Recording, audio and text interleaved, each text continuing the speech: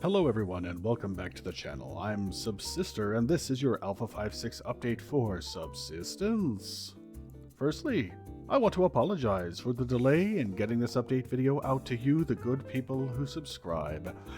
I work a full-time job and do this YouTube thing on the side, so naturally between work and family obligations, things tend to be a little bit slower with regards to prepping the content for my update videos. This can result in a gap between the release of the latest patch and the time I'm able to actually get my video out to you, the good people who subscribe to my channel. When you factor in that I only see the updates go live at the same time that all of you good people do, well, I'm pretty much screwed and behind that proverbial 8-ball right from the get-go.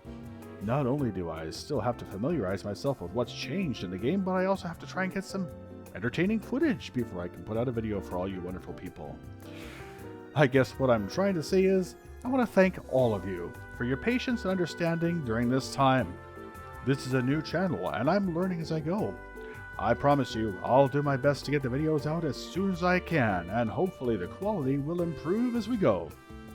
I'm really hoping that you'll all stick around for the journey with me because I have a feeling it's gonna be a really good one. Speaking of journeys, let's get into the journey on what's changed. The Alpha 5.6 patch dropped in April 2021. Some of the new features include the introduction of a new weapon, changes to the game's lighting system, physics-based game destruction, and much more. Let's start with that new weapon because I'm pretty sure that's all that any of you are interested in right at this moment. The new weapon is a lever-action rifle. The rifle does use the existing 7.62 cartridge, but it does slightly more damage than the existing bolt-action rifle. Keep in mind that this is at the cost of a slower rate of fire, so you'll need to make sure that your shots are accurate, because you're going to have to take a lot longer for those follow-up shots to that guy's dome. To make that lever-action rifle, you have to craft it with 6 planks, 5 metal ingots, and 20 weapon parts at a workbench. It will cost you 2100 power and 210 mass to produce as of this patch. Why don't we watch a short clip of the rifle in action, courtesy of our friends, the developers at Cold Game Studios themselves. Oh, right, cowboy, look at that.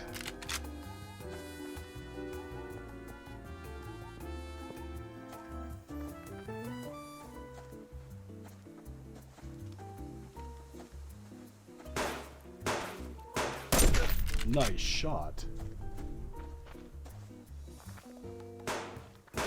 Uh-oh. Better find some cover. That's more like it. Monster kill. Oh, now you're cooking with gas.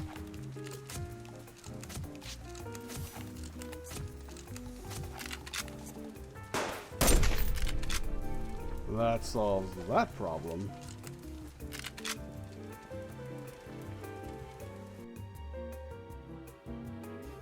With the rollout of the Alpha 5.6 update, we've also now been treated to a dynamic moon cycle, seen here. The moon will move through its expected cycles, and the light transmitted to the environment will be dynamically adjusted to properly reflect each phase. Nighttime will be easier to navigate under full moons, but things will still be blacker than a politician's soul during the new moon phase.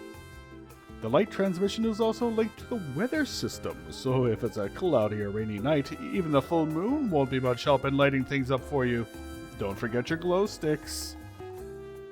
In further environmental news, physics-based destruction is also now implemented.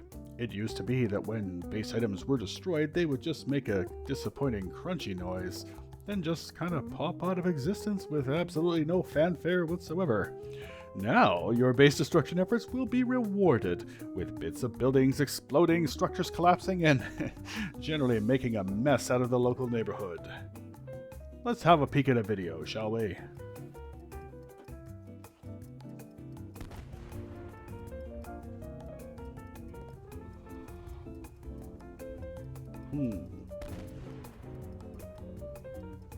Okay.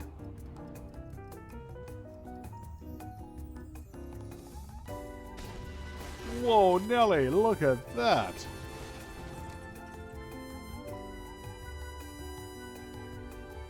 That's some Class A destruction right there. Oh.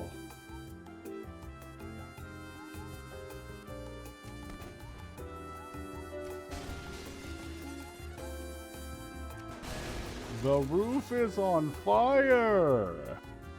Snazzy! In yet more environmental news, the Aurora Borealis have been implemented into the game. On certain nights, the northern lights will become visible, treating you to a galactic visual feast that makes the Canadian and me want to stand up and salute with pride.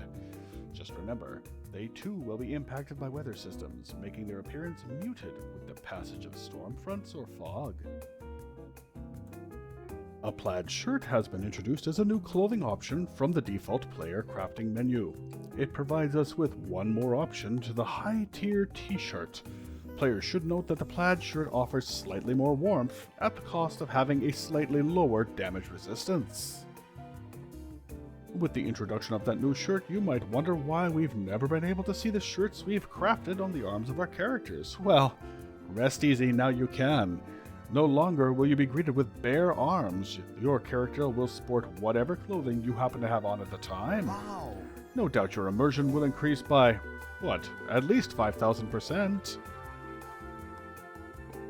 With regards to engine optimizations, internal code changes have also been implemented surrounding lighting and buildable structure tick refreshes. This has resulted in a significant FPS increase for the majority of players. Of course, your mileage may vary.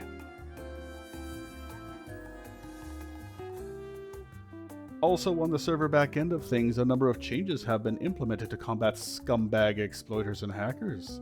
BCU crackers and breaching charges can no longer be placed on players' BCUs when the server has a PvP base damage disabled. Additionally, you can't extend the range of either item, disabling the ability to exploit their placement onto BCUs through Windows. New code has been amended to detect and kick speed hackers as well as flying players, and server admins will be happy to hear that players can now be banned by Steam ID. That's right!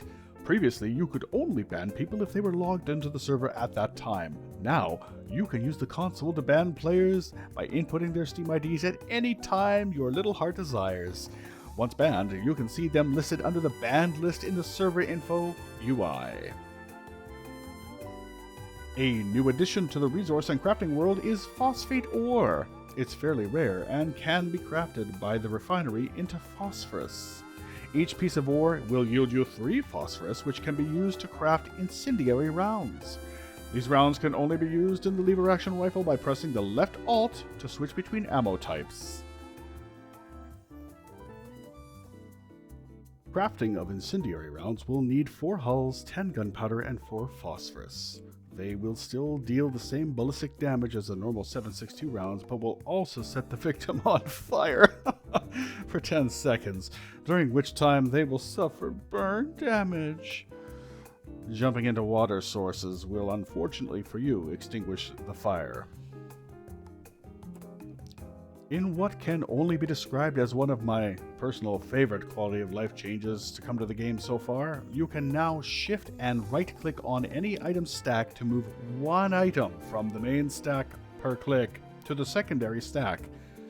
So, for example, say you want to split a dozen logs into a pile of 7 and a pile of 5. All you need to do is shift right-click 5 times on that pile of 12, and it will automatically move them for you, instead of having to peel them off one by one.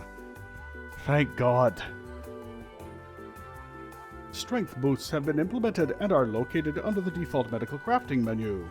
They increase your strength by 1.5 times for 3 minutes, which will make every physical task better, including harvesting resources faster, doing more melee damage, and increased damage to base structures. No, it's not meth. Don't go there. When you use the elixir, an icon will be displayed to the right side of the HUD. Keep in mind, while using the strength boost, the damage to any tools you are using at the time will be proportionately increased. You've been warned. The adrenaline boost has also been altered in that it no longer just replenishes your stamina one time. but now provides an unlimited stamina boost for 3 whole minutes, regardless of your physical condition. Again, an icon will show up on your right side of the HUD to indicate the buff is in effect. In-game tips have been added for new players, explaining health, stamina, hydration, and the heating and cold mechanics.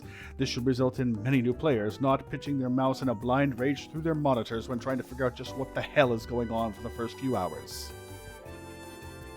Praise the sun! You will no longer need to jump into ice holes in order to wash that bloody animal filth off your delicate little white hands, or to fill a canteen with delicious water. As of this patch, simply stand next to the ice hole and right-click on your canteen to fill it with water from the ice hole, or just click Use next to the ice holes to wash your hands. Man, I do love saying ice holes. A bug was squashed where the elevator could run off its tracks, causing it to forever be lost to the void, much like my hope for humanity. God, I'm so depressed. Anyhow, previously, players could be dropped into the world before it had finished initializing, resulting in them being glitched into unrendered geometry. Players will now get a waiting screen until the world is ready, preventing this from happening. Flashlight batteries have been amended to run for 16 whole minutes, up from the previous 12. How generous! And finally, a number of smaller changes have been made to the game. I just couldn't be bothered to read them out here because, frankly, I'm already finished with this thing, so I'll just leave a link in the description directly to the patch notes if you are curious enough to read them or have run out of Nightfall for some reason. With that, I think we can call this update a wrap. Thank you everyone for dropping by today to check out my channel. If you've enjoyed the content, please consider leaving a like. Please also consider subscribing if you'd like to be notified whenever I post future game updates. You can also subscribe to me on Twitter and Twitch. Link is in the description. In the meantime, stay safe. And for God's sake, watch out for the damn bears. I mean, seriously. They've got an attitude on them this time around.